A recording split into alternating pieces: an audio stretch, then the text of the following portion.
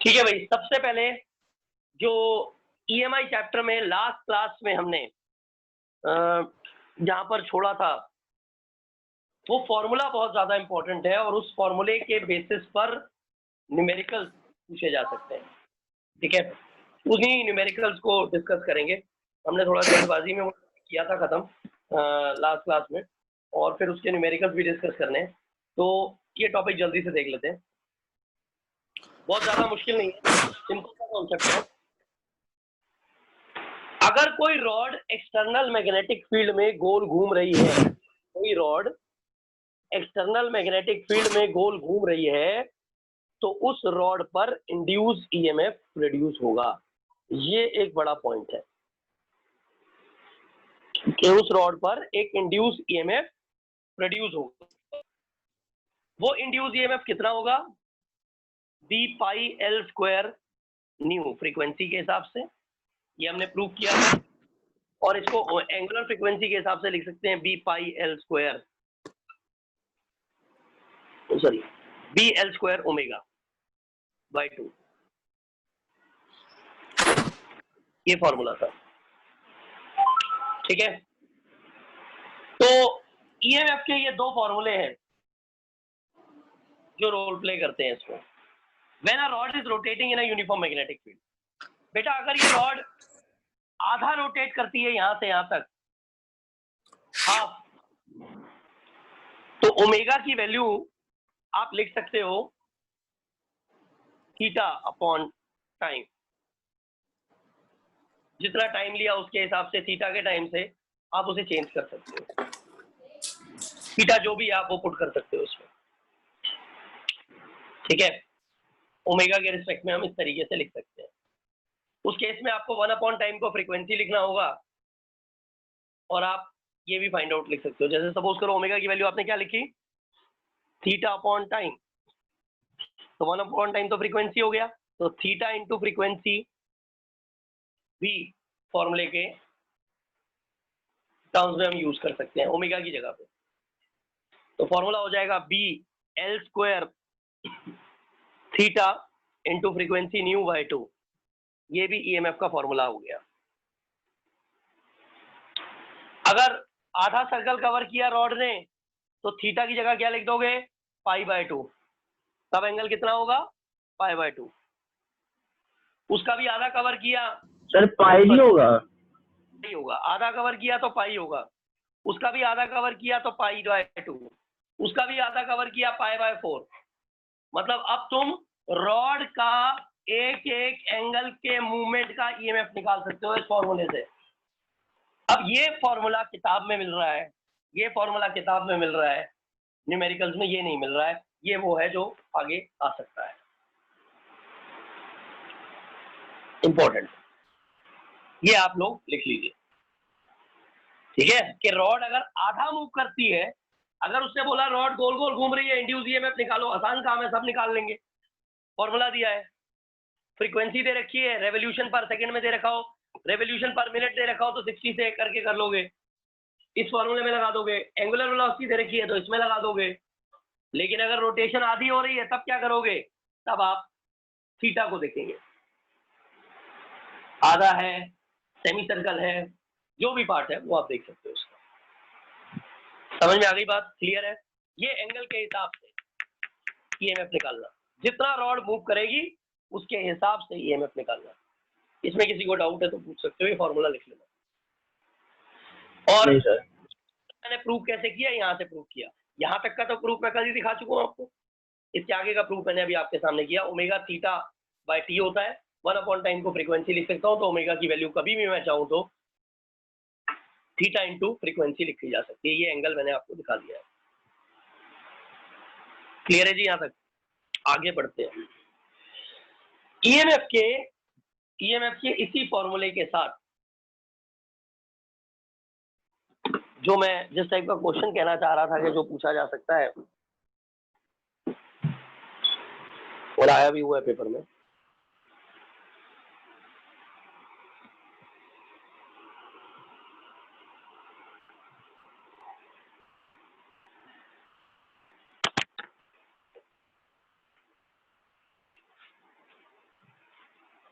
Question है, एक wheel है जिसमें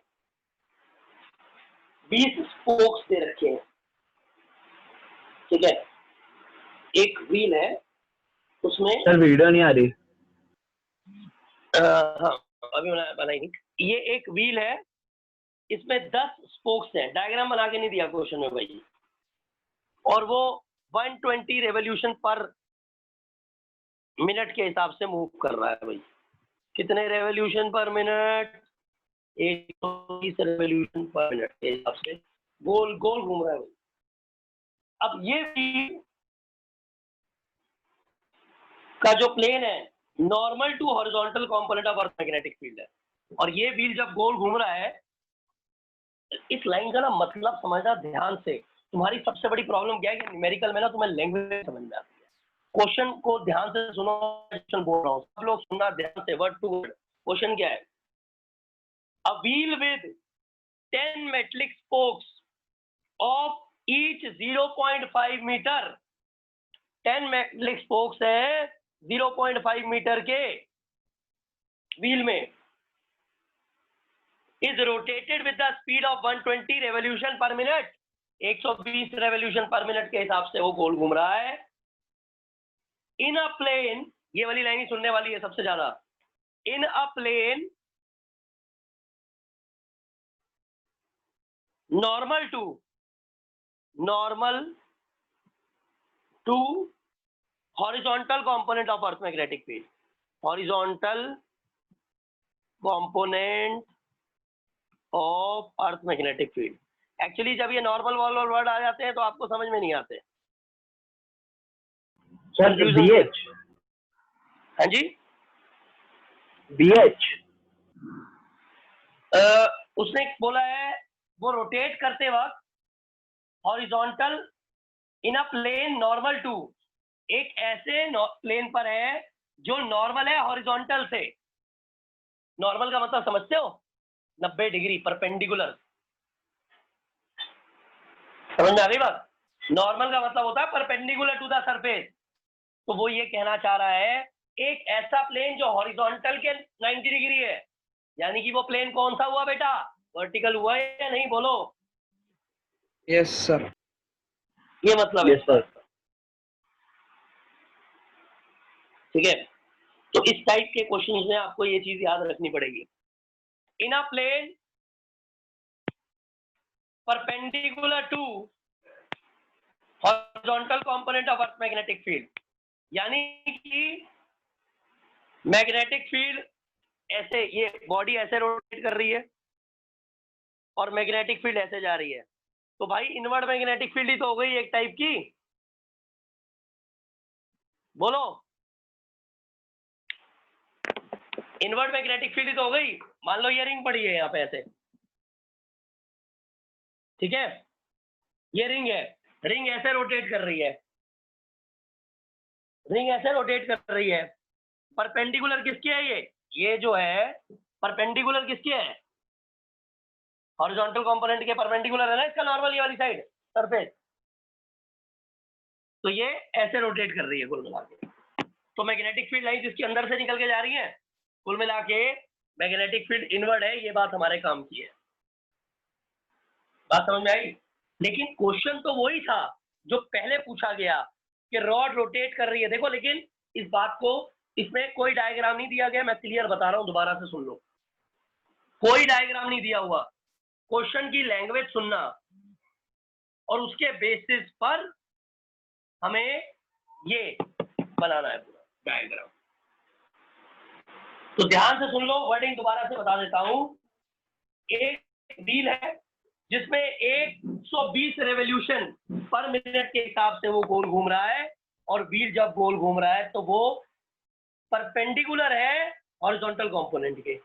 मतलब horizontal component of magnetic field ये लिख लिया मैंने, BH। ऐसे मान लो ऐसे जा रही है BH, ठीक है।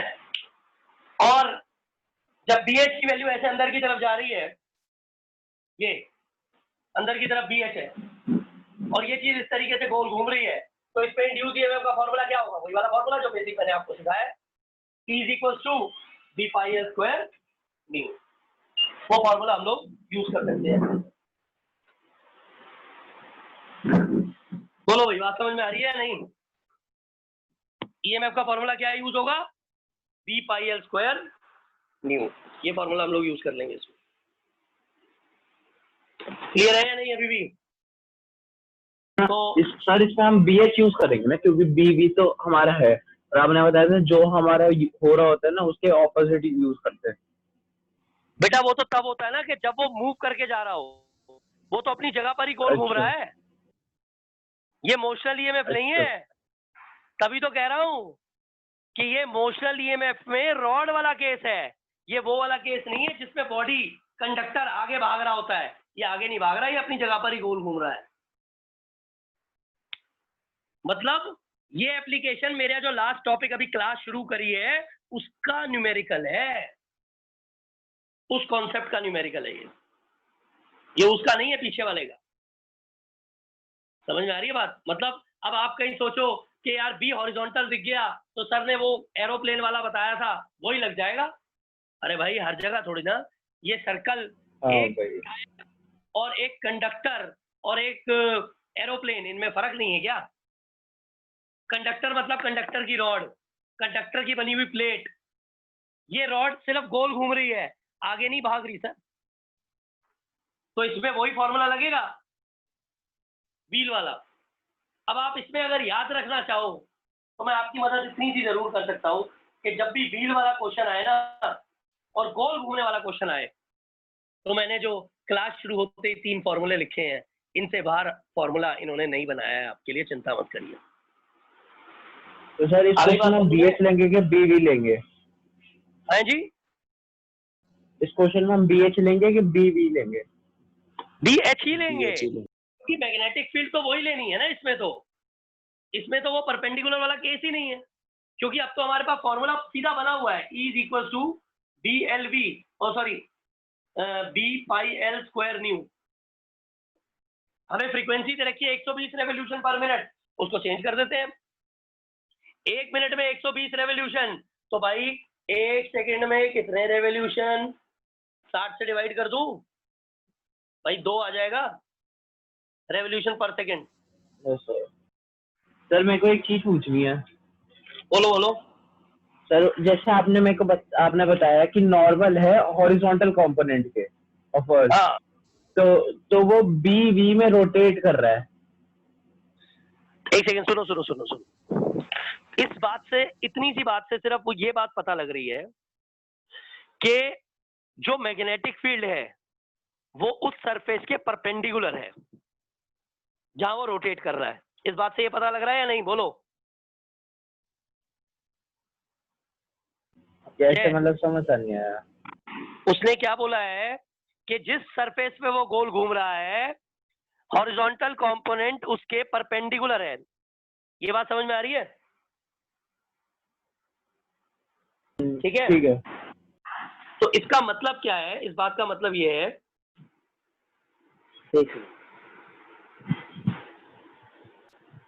कि वो सिस्टम ऐसे रोटेट कर रहा है। ये देख लो, ऐसे रोटेट कर रहा है,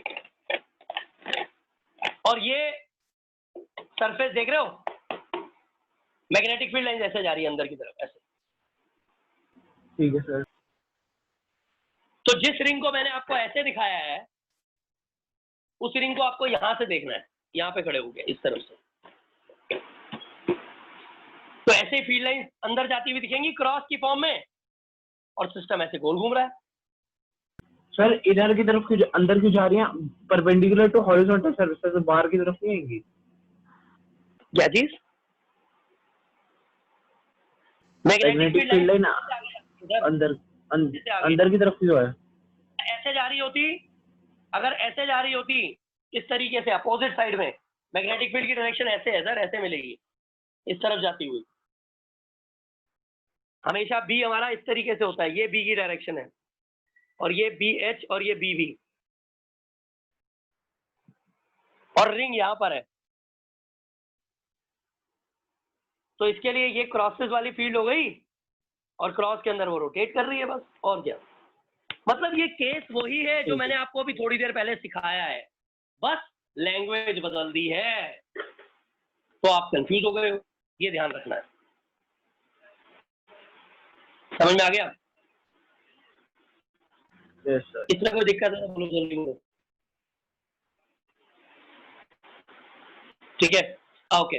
अब इसमें हमने निकाल ली 2, लेंथ 0.5, पाई 3.14 या 22/7 कुछ भी पुट कर देना। ठीक है बेटा, और मैग्नेटिक फील्ड क्वेश्चन में दे रखी है ऑलरेडी हमें।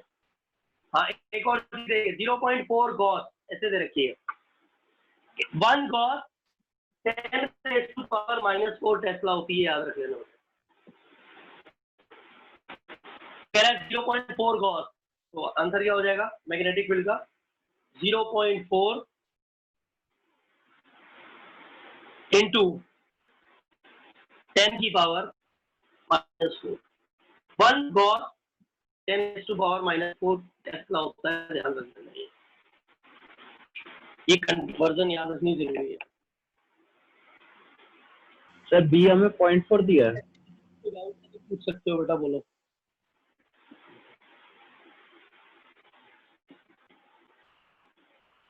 कोई क्वेरी है किसी की? सर मेरे को तो बस यही वाली चीज में थोड़ा समझ नहीं आ रहा, बस वो डायरेक्शन वाला में डाउट है, बाकी तो सब समझ आ रहा है। डायरेक्शन वाला में डाउट है तो ये क्वेश्चन पेज नंबर एनसीईआरटी का शॉर्ट एग्जांपल है, कर लेना। ठीक है सर। एनसीईआरटी में मिल जाएगा। एसएल है तो 6.12 में मिल जाएगा क्वेश्चन, लैंग्वेज समझ में आ जाएगी। ठीक है, ठीक है सर। बॉडी वर्टिकल में पड़ी है। अच्छा, तुम्हें ये तो पता है ना कि बॉडी वर्टिकल में पड़ती है तो हॉरिजॉन्टल की फील्ड लिखते हैं, ये तो याद। तो अभी बॉडी वर्टिकल में पड़ी हुई है, बॉडी वर्टिकल में पड़ी हुई है तो फील्ड किसकी लोगे? हॉरिजॉन्टल की लोगे ना। हॉरिजॉन्टल की। बॉडी ऐसे पड़ी हुई है, फील्ड लाइंस ऐसे जा रही है अंदर, और मैंने इसी डायग्राम को, अब मैं ऐसे वर्टिकल पे तो बना नहीं सकता था डायग्राम, तो मैंने यहाँ पर बना दिया। ये रिंग है, रोटेट कर रही है अंदर की तरफ। लेकिन इसमें एक बड़ी बात और बता दूं, स्पोक्स चाहे कितने भी हो, 10 हो चाहे 100 हो चाहे 1000 हो, उसने बोला था स्टार्टिंग में क्वेश्चन के 10 स्पोक्स हैं, कोई मतलब नहीं बनता स्पोक्स से। स्पोक्स कितने भी हो, हमें इस क्वेश्चन में कोई फर्क नहीं पड़ता है। ट्राई कर लेना, क्वेश्चन इंपॉर्टेंट है भाई। एक क्वेश्चन एनसीईआरटी का बहुत लंबा सा है, उसमें सिर्फ ये फॉर्मूला लगना है, E = B πl² न्यू। सिर्फ इतना सा फॉर्मूला लगाना है, आंसर आपका आ जाएगा। करके देख लेना। ये भी आपको 6.12 पेज नंबर पे मिल जाएगा एसएल में। ठीक है, सारी वैल्यूज गिवन है उसमें। ओके, यहां तक क्लियर है भाई? किसी को इसमें कुछ पूछना है तो पूछ सकते हो। ये रोटेशन वाले क्वेश्चन इस टाइप के आपसे पूछे जा सकते हैं, इनको प्रिपेयर कर लेना अच्छे तरीके से। ओके, अब हम एक नेक्स्ट लेवल के क्वेश्चन पे पहुंचते हैं।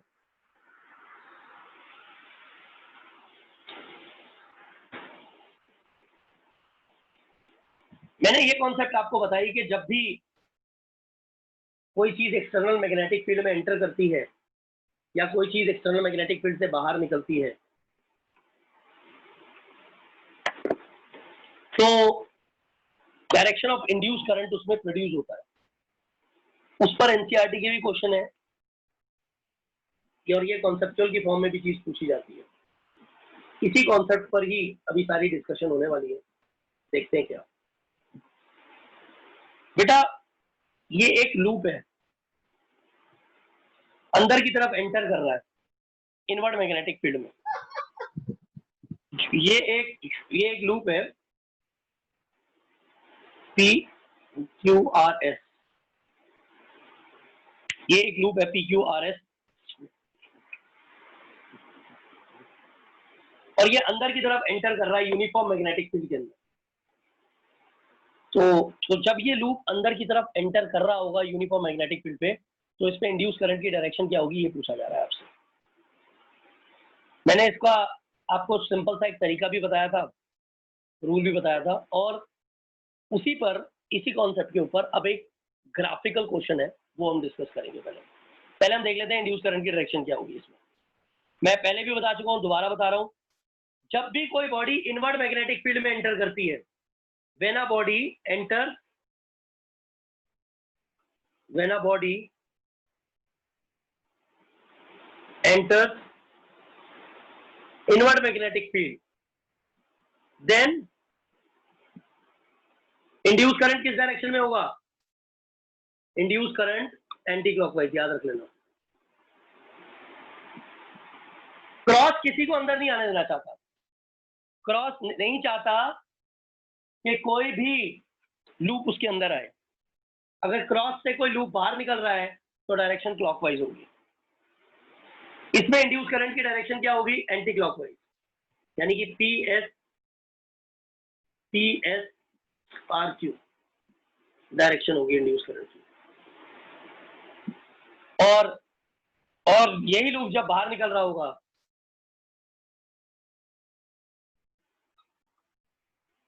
तो डायरेक्शन होगी क्लॉकवाइज, ABCD। बोलिए, कोई क्वेरी या कुछ पूछना तो पूछ सकते हो सर। ये भी मतलब ये है, अंदर कोई भी चीज एंटर करे तो एंटी क्लॉकवाइज डायरेक्शन अपोज करेगा हमेशा, और बाहर निकले तो क्लॉकवाइज।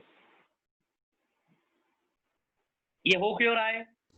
ये तो याद तो ये आउटर वाली में भी यही होगा। फ्लेमिंग राइट हैंड रूल से हम डायरेक्शन निकाल सकते हैं, लेकिन फ्लेमिंग राइट हैंड रूल इसमें तो लगाना आसान है, पर शेप अगर बहुत ज्यादा टेढ़ी मेढ़ी हो तब क्या करोगे? इसमें कैसे निकालोगे आप? तो उसमें कंफ्यूजन हो सकती है। ठीक है सर, ये भी एसएल का एग्जांपल है। हाँ जी, ये भी एसएल का ही एग्जांपल है। हाँ ये एसएल के, ये एनसीईआरटी का एग्जांपल है, एग्जाम्पलर में भी है बेटा। ठीक है, ऐसे उसमें क्या में वो क्वेश्चन ये एनसीईआरटी में दे रखा है। एनसीईआरटी बैक एक्सरसाइज देखना, एसएल में भी देख लेना। एनसीईआरटी बैक एक्सरसाइज में 3-4 चीजें ऐसे अंदर, 2 चीजें एंटर कर रही हैं, एक चीज बाहर निकल रही है, हमें इंड्यूस करंट की डायरेक्शन बतानी है। तो जब भी क्रॉस के अंदर कोई चीज एंटर करेगी ना, क्रॉस मतलब अंदर बताओ, आ रहे हो तो अपोज करती है, एंटी, तुम्हारे एंटी हो जाएगी। और क्रॉस से बाहर जा रहे हो, निकलो, बाहर निकलो। क्रॉस का मतलब बाहर जाओ, क्लॉकवाइज है। बाहर निकल रहे हो तो क्लॉकवाइज डायरेक्शन हो जाएगी। एनसीईआरटी में क्वेश्चन करके देखना, 1 सेकंड में खत्म हो जाएगा। रूल लगाने में टाइम लग जाएगा फिर तुम्हें। देखो रूल लगाते कैसे हैं। फोर्स, मैग्नेटिक फील्ड, करंट, कल बताया था, फादर मदर चाइल्ड। तो फोर्स इस तरफ लग रहा है, अंदर जा रहा है ना ऐसे, भाई मैग्नेटिक फील्ड तो इनवर्ड है, मुझे तो इनवर्ड जाती हुई दिख रही है। और करंट इस तरफ ऐसे लगेगा ये रूल। ये वाली फिंगर मैग्नेटिक फील्ड दिखा रही है, ये फोर्स और ये करंट। तो करंट देखिए, और करंट किस साइड पे टच कराओगे आप? जो साइड आगे सबसे पहले टच कर रही है उसको, SR टच कर रहा है उसको, तो S से R में ऐसे ऊपर जा रहा है। देखो करंट, मैंने फिंगर ऐसे दिखाई थी, और देखो मैंने उससे पहले ही एंटी क्लॉकवाइज लिख दिया बिना उसके देखे, और इसमें भी वही आ रही है, SRQP। समझ में आ गया? मतलब मैंने उससे पहले ही तुम्हें डायरेक्शन बता दी। इनवर्ड मैग्नेटिक फील्ड में अगर कोई बाहर जाता है तो क्लॉकवाइज डायरेक्शन होती है, अंदर आता है तो एंटी क्लॉकवाइज डायरेक्शन होती है। Make sure keep this in your mind, this is very important. ठीक है, बोलिए आगे देखें इसी के अंदर। सर अब इसी को, दूसरे कॉन्सेप्ट को भी आप, अब इसका वाइस वर्सा तो समझ गए होंगे कि वो भी समझाना है। डॉट में उल्टी लिख देना बातें। डॉट में जब कोई चीज अंदर जा रही होती है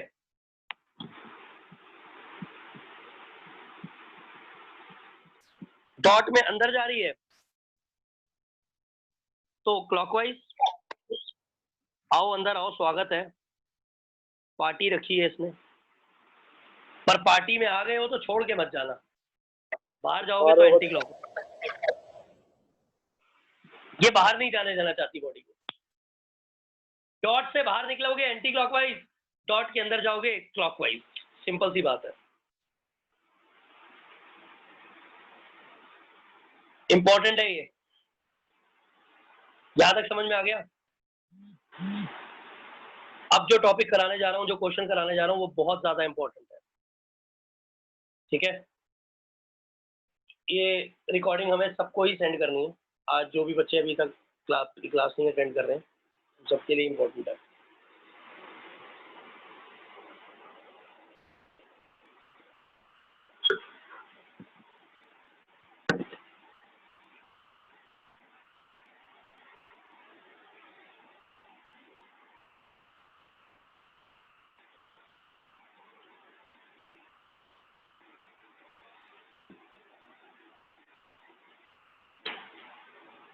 ठीक है बेटा, आगे देखते हैं।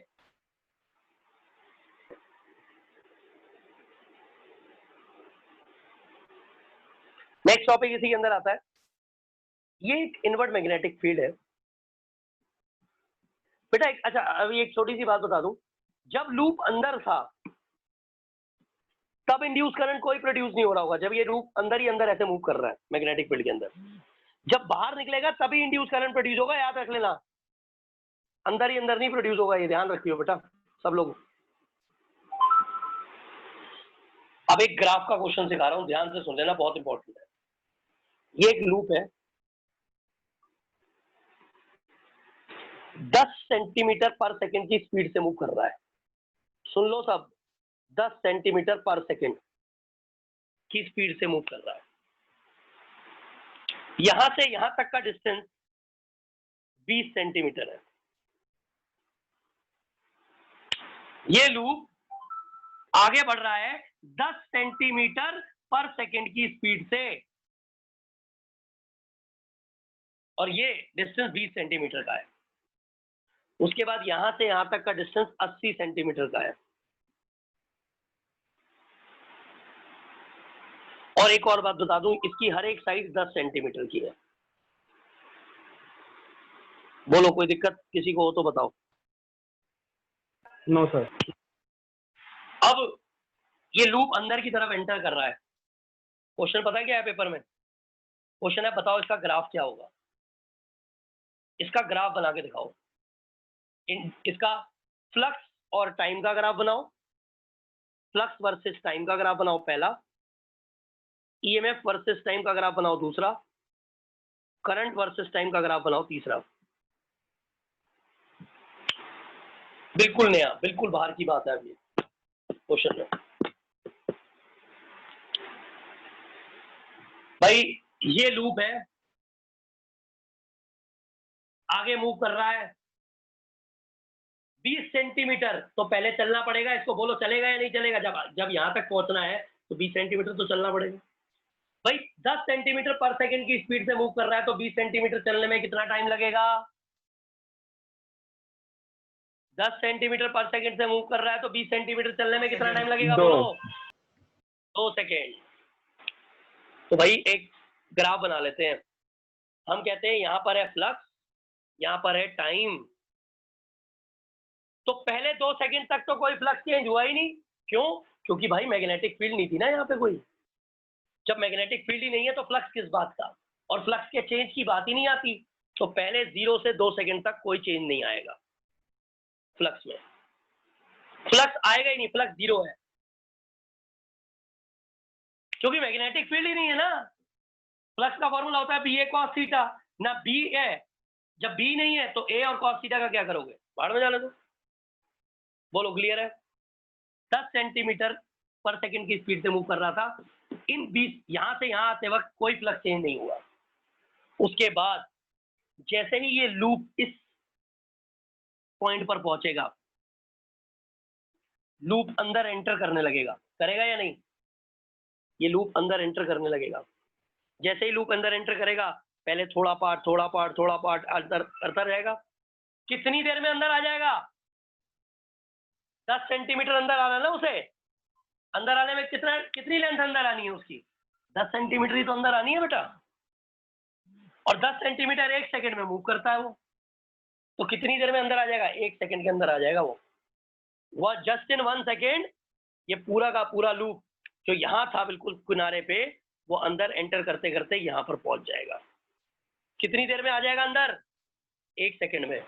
तो 1 सेकंड तक लेकिन बात पड़ी क्या है, 1 सेकंड तक जितनी देर में ये अंदर आ रहा था, पहले थोड़ा आया बढ़ता गया, तो फ्लक्स तेज हुआ ना, फिर तो अंदर आ गए। तो फ्लक्स कितनी देर के लिए चेंज हुआ? सिर्फ 1 सेकंड के लिए। मतलब 2 सेकंड से 3 सेकंड तक फ्लक्स चेंज हुआ है भाई। अब बताओ फ्लक्स बढ़ा है या कम हुआ है? बढ़ा ही तो है, मैग्नेटिक बढ़ा फील्ड हुआ बढ़ है। रही है ना अंदर आते आते। पहले तो उसके पास मैग्नेटिक फील्ड थी नहीं, फिर थोड़ी मिली, फिर पूरे लूप को मैग्नेटिक फील्ड मिल गई। मैग्नेटिक फील्ड बढ़ रही है तो लूप पे फ्लक्स बढ़ रहा है, बढ़ता गया, वो अंदर आ गया। 10 सेंटीमीटर के बाद ये 10 सेंटीमीटर और अंदर आ चुका है।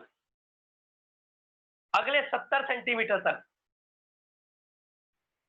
कोई फ्लक्स चेंज नहीं होगा, क्योंकि मैग्नेटिक फील्ड के अंदर है, बस मूव भी तो कर रहा है। मैग्नेटिक फील्ड थोड़ी ना चेंज हो रही है, ना ही एरिया चेंज हो रहा है।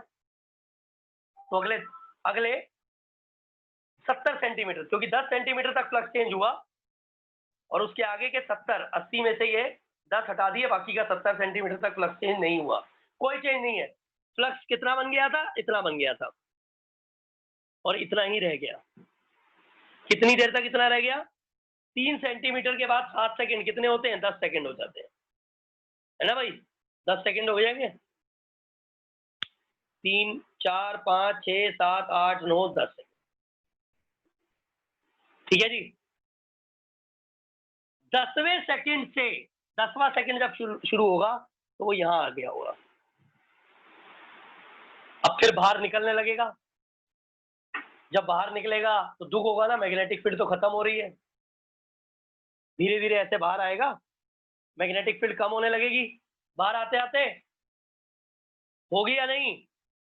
जब मैग्नेटिक फील्ड कम होती है तो फ्लक्स के फॉर्मूले में बी ए कॉस थीटा, जब मैग्नेटिक फील्ड कम होती है तो फ्लक्स भी डिक्रीज होता है। फ्लक्स कहां पर था? यहां पर था। डिक्रीज होते होते जब ये लूप बाहर आएगा, बाहर आने में कितना टाइम लगेगा? इसे 10 सेकंड ही तो लगेंगे।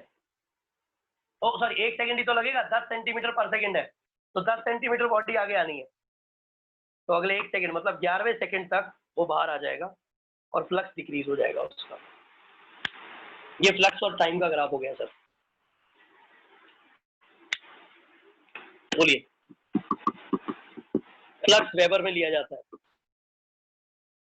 कई बार जब ये न्यूमेरिकल ज्यादा बड़ा करना होता है उन्हें, तो वो ये फ्लक्स को निकालने की भी वैल्यू पूछ लेते हैं। बहुत आसान है।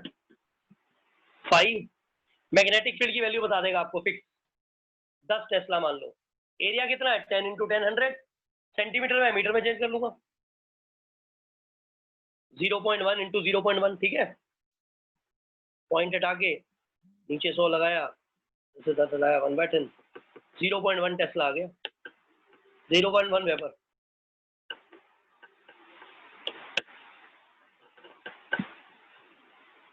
तो जो फ्लक्स की वैल्यू आई वो कितनी आई?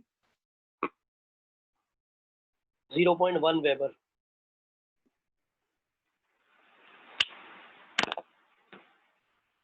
ये पहला ग्राफ है इसका। 2 ग्राफ और बनाना है, ठीक है। मैंने फ्लक्स टाइम का ग्राफ करा दिया, अब ईएमएफ टाइम ग्राफ कराऊंगा। ईएमएफ और टाइम के बीच का ग्राफ देखो। अरे मैं अपने मन से नहीं करा रहा हूँ, ये प्रीवियस ईयर में आया हुआ भाई, ठीक है। इससे आसान लेवल का क्वेश्चन आया है, मतलब ये कर लिया तो वो तो क्लियर है, काम खत्म है, ठीक है। ये भी आपको बुक में मिल जाएंगे, एसएल में भी मिल जाएगा। अभी पेज नंबर भी बता देता मैं आपको। बुक में एसएल में आप ढूंढोगे तो आपको मिल ही जाएंगे। ग्राफ वाले 2-3 ही क्वेश्चन है वहां पे, इंपॉर्टेंट है लेकिन ये टाइप प्रीवियस ईयर में भी आया हुआ है। पेज नंबर 6.42 पे मिल जाएगा। मेरे पास क्वेश्चन ही अलग से लिखे, 6.42 पेज नंबर पे ढूंढ लेना। ये बता दूं, इसी टाइप के क्वेश्चन में ही अगला ग्राफ देखो कैसा होगा। अब मुझे इस डायग्राम की उतनी जरूरत नहीं है। अगला ग्राफ है ईएमएफ और टाइम का। तो मैं आपको सिंपली बता दूं, कि जब भी ईएमएफ बढ़ता है, मतलब फ्लक्स बढ़ता है, तो ईएमएफ तो हमेशा अपोज करता है ना उसका, d∅dt सुना होगा तुमने, बता चुके हैं ऑलरेडी पहले हम। तो जब फ्लक्स इंक्रीज करेगा तो ईएमएफ डिक्रीज करेगा। तो ध्यान रखना, पहले 2 सेकंड तक तो कुछ नहीं हुआ, 0 से 2 सेकंड तक तो कोई इंड्यूस ईएमएफ नहीं है, क्योंकि फ्लक्स ही चेंज नहीं हुआ ना। फ्लक्स कहां से कहां तक चेंज हुआ है? सिर्फ 1 सेकंड के लिए चेंज हुआ है, सिर्फ 1 सेकंड। कहां से कहां तक? 2 सेकंड से 3 सेकंड के बीच में। और उसमें ईएमएफ इंड्यूस हुआ होगा कुछ ना कुछ, जो भी हुआ अपोजिट साइड में होगा, नेगेटिव साइड में। ऐसे दिखा देते हैं, ये ईएमएफ का ग्राफ बन रहा है, क्योंकि ईएमएफ का फॉर्मूला -d∅dt होता है। और अगले 3 सेकंड से 10 सेकंड तक कोई फ्लक्स चेंज नहीं है। 3 से 10 तक मैं डायरेक्ट यहीं रहने देता हूँ, कोई फ्लक्स चेंज नहीं है। 10वें से 11वें सेकंड तक, ये लो फिर से दिखा दिया। अब आप कहोगे सर ऊपर क्यों कर दिया? क्योंकि फ्लक्स डिक्रीज हुआ ना। फ्लक्स डिक्रीज होगा तो इंड्यूस ईएमएफ इंक्रीज होगा, माइनस होता है 10वें सेकंड से 11वें सेकंड तक के बीच में। जैसा ग्राफ रीजॉइन करनी है ना सर? है, हाँ बोलो बोलो। रीजॉइन करनी है ना सर? है रीजॉइन। हाँ, जैसा ईएमएफ और टाइम का ग्राफ बना है, सेम करंट और टाइम का भी बना लेना, बिना सोचे समझे, बिना टेंशन के। अब आप बोलोगे कि ये वैल्यू कैसे निकलेगी, तो ये वैल्यू फॉर्मूला, ये वैल्यू निकालने का क्या तरीका है हमारे पास, जो हमने फ्लक्स निकाला है उसमें हम ईएमएफ भी आसानी से फाइंड आउट कर सकते हैं। d∅dt, पहले फ्लक्स कितना था? 0, बाद में कितना हो गया? ये हो गया। तो चेंज इन फ्लक्स कैसे निकलेगा? Final minus initial, 0.1 - 1 divided by